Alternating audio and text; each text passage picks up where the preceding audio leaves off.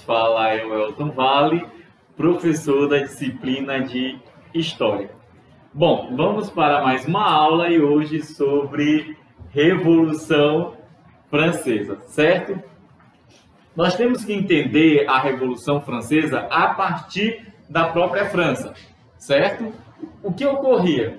Vamos lembrar que diversos fatores contribuíram para que essa revolução ocorresse, inclusive o absolutismo. Então, uma das grandes consequências para essa revolução seria que o século XVIII, ele ainda era governado com ações, atitudes, um reinado absolutista. Então, nesse período, o reinado de Luís XVI era um reinado que se detinha, né, que era detido pelo absolutismo monárquico. Então, o absolutismo naquele período, ele prevalecia, era algo muito forte ainda na França. Todavia, outros fatores contribuíam para a insatisfação contra esse sistema de governo, esse sistema absolutista. Vamos lembrar que já na Inglaterra já havia essa monarquia constitucional, o que estava se tornando referência e fazendo com que aquela ilha, né, a Grã-Bretanha, ela pudesse desenvolver, ela pudesse crescer muito além do que a França nesse período. O conflito da Guerra dos 7 anos também contribuíram de forma significativa para que houvesse a Revolução Francesa. Já insatisfeitos com a perda da França para a Inglaterra, o povo francês ainda teve que aumentar sua insatisfação quando Luís XVI, que era o rei daquele período, concordou em mandar o exército francês para a Guerra de Independência das 13 colônias. Vitória francesa, porque os Estados Unidos se formou a partir dessa independência e a Inglaterra perdeu sua colônia, né, que eram as 13 colônias aqui na América. Todavia, entretanto, porém, né, veio a grande consequência, porque a dívida da França aumentou ainda mais, né? O prejuízo francês se triplicou. Para completar, nós tivemos um problema com a escassez de alimentos. Vivia-se naquele período na França, devido ao clima, uma escassez horrível de alimento. Então, isso tudo contribuiu para um grande desgaste no reinado de Luís XVI. Esse absolutista vai ter como grande consequência, como grande problema, né, a mudança social, a mudança de pensamento oriunda do iluminismo.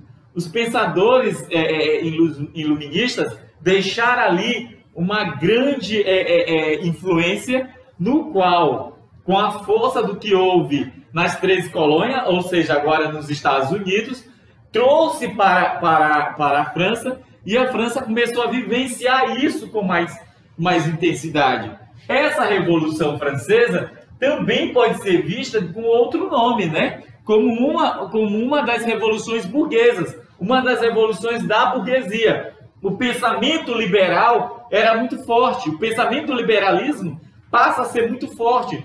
Por isso, essa também pode ser o princípio de uma revolução conhecida como Revolução Liberal, Revolução do Liberalismo. Nós vamos entender que há uma organização na França pré-revolucionária, a qual nós temos uma sociedade estamental. Então, nesse período, a sociedade francesa era uma sociedade estamental.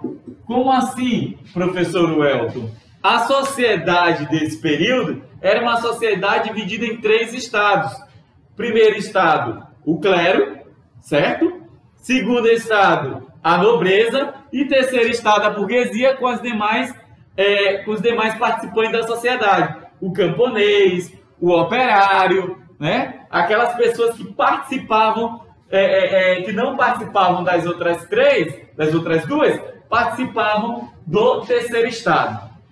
Bom, ficou cada vez mais difícil Luís XVI governar. Com isso, ele convocou os Estados Gerais. Os Estados Gerais era uma assembleia a qual era composta pelos 3 estados, primeiro, segundo e terceiro. Cada estado só tinha direito a um voto, apesar do terceiro ser a grande maioria da população. Toda vez só tinha direito a um voto. Sempre o primeiro estado votava com o segundo, e o terceiro estado não tinha voz. Com isso, com grande satisfação, o terceiro estado formou o que nós chamamos de Assembleia Constituinte. Bom, aí o rei começou a ter seu primeiro declínio, né, no seu absolutismo monárquico. Beleza? Até aí, gente? Bom, com a tomada da Bastilha, que foi o grande ápice para a mudança também, até mesmo de tempo, porque a tomada da Bastilha, ela vai representar um outro contexto. Nós iremos sair do período moderno e entrar a um novo período, um período chamado contemporâneo. As eras vão se mudar a partir da tomada da Bastilha. Porque a população que agora era extremamente submissa ao rei, ela passa a ter uma outra visão sobre o que seria o governante absolutista, o que seria o rei, o que seria o monarca. Acaba que muda todo o contexto de forma de se pensar, de forma de se agir e de forma até mesmo de expressar esse sentimento. Então a Bastilha foi um grande símbolo de queda do absolutismo monárquico na Europa. Não só na França, mas também na Europa. Então, com a tomada da Bastilha, né, dia 14 de julho de 1789, também podemos dizer que é o fim da era moderna e o início de uma nova era, que é a era contemporânea, a qual nós vivemos no dia atual. Nós estamos em abril de 2021, então esse dia até hoje nós estamos numa era chamada contemporânea, que inicia lá com a queda da Bastilha. Certo, pessoal? Então, com a tomada da Bastilha, nós vamos observar um grande medo se formando, porque várias revoluções começam a proliferar dentro da França. Então, a França se torna um grande palco de revolução a partir de então.